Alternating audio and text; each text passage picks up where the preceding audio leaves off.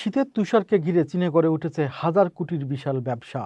বরফ আর তুষার, যা একসময় ছিল কেবল প্রাকৃতিক রূপ, এখন তা রীতিমতো অর্থনীতির শক্তিশালী খাতে পরিণত হয়েছে। চীনের উত্তরাঞ্চল শহরগুলোতে শীত এলেই জমে উঠে আইস অ্যান্ড স্লো ট্যুরিজম।